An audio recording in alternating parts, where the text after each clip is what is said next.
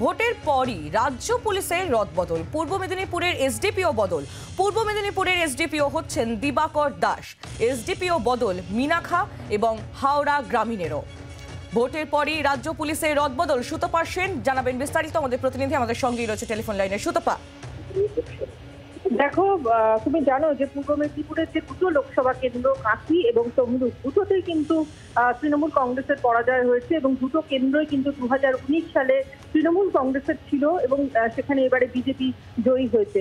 কাজেই তুমি লক্ষ্য করেছো যে পূর্ব মেদিনীপুরের ডিএমকে কিন্তু সবার আগে ট্রান্সফার করে দেওয়া হয়েছিল এবং আজকে যেটা অর্ডার হয়েছে তাতে দেখা যাচ্ছে যে কাঁথির যিনি এসডিপিও তাকে, অর্থাৎ আজহারউদ্দিন খান, তাকে ট্রান্সফার করে দেওয়া হলো এবং তাকে দার্জিলিং এ পাঠানো হয়েছে।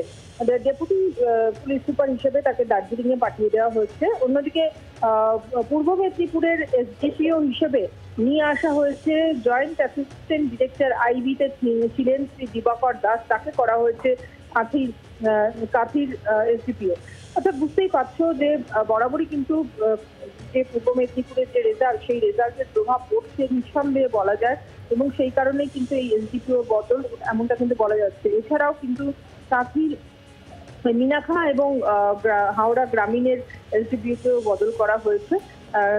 শ্রী অমিতাভ কোনার, যিনি এসডিপিও মিনাখা ছিলেন, তাকে বদলি করা হয়েছে এবং একই সঙ্গে হাওড়া রুরালের যিনি এসডিপিও তাকেও কিন্তু বদলি করা হয়েছে। কাজেই বোঝাই যাচ্ছে যে বদলিগুলো, যেমনটা আমরা আগেই বলছিলাম যে মডেল কোড অফ কন্ডাক্ট শেষ হয়ে যাওয়ার পরেই কিন্তু বিভিন্ন ক্ষেত্রে বদলি করা হবে এবং সেই মতোই কিন্তু দেখা যাচ্ছে যে একের পর এক অফিসারকে বদল করা হচ্ছে এবং রাজ্য পুলিশে আজকে 4টি বদল করা হলো, নিঃসন্দেহে তাৎপর্যপূর্ণ।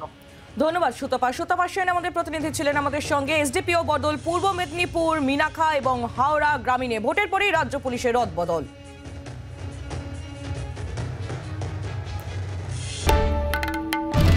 বাংলার আওয়াজ, বাঙালির আবেগ, জি 24 ঘন্টা।